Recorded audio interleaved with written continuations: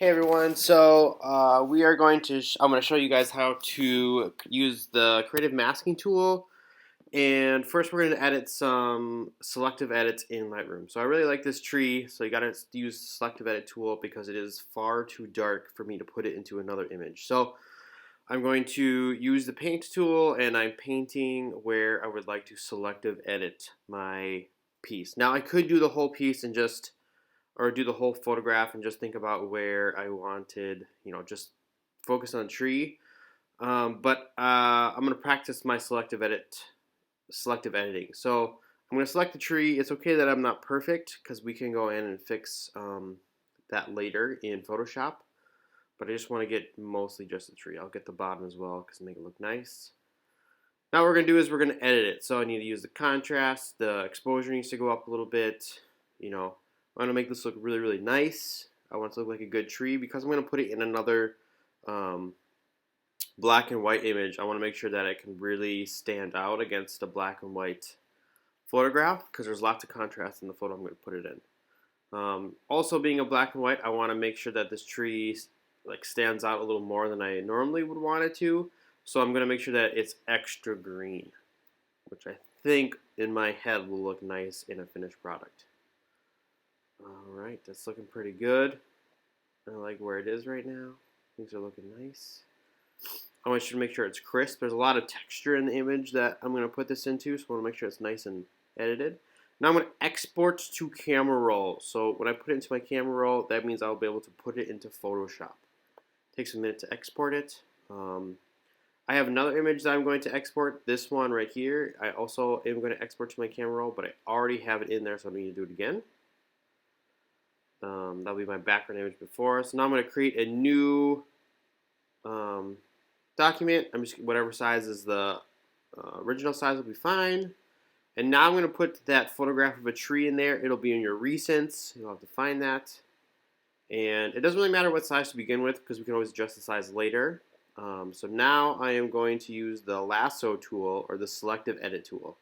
And I really like this little box with the cursor in it, because all you have to do is make a rectangle or a square or whatever shape around your image, and then it takes a minute and then it'll just create a lasso around your object, which is pretty sweet. You can go in and selectively edit after this using the little paintbrush and then the box. But what you need to do next is we're going to create a mask. On the bottom there was a mask button. All you have to do is click on mask, and as you see, it draws an image all around my picture, which is pretty cool. So now I'm just checking out spots where it can be fixed. And if you click on the little black and white image next to your photo up in your tool taskbar, as long as you draw with black against the white, what you can do is you can make the extra stuff that you don't want to disappear. So all I'm doing is using black because it's a black and white image, and I'm literally, it's kind of like erasing the stuff that I don't want to be in the extra image. So I'm going to go around, I'm going to check the whole tree. Don't draw in the middle of it because that'll look bad. I think I'm going to edit some of the stuff at the bottom. I'm going to get rid of some of it. You can change the size of your brush, right? That'll take how much away. The bigger the brush, the more you take away. The smaller the brush, the less you take away. Try to have fun with this part. You can get as detailed as you want. So the more detailed you get, the more interesting you can make your composition and your collage be. Alright, looks pretty good. So now I'm going to add in my background layer, which is that black and white image right there.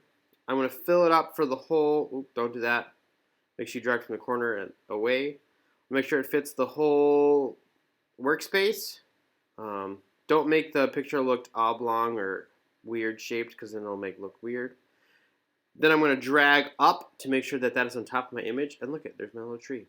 You can use the transform button to change the shape. If you click the three little buttons on the side in your taskbar, you can hit the duplicate button. And if you do this a bunch of times, you can duplicate that little drawing that you just made a bunch of different times. So it's a cool little fun project. I hope you guys enjoy this.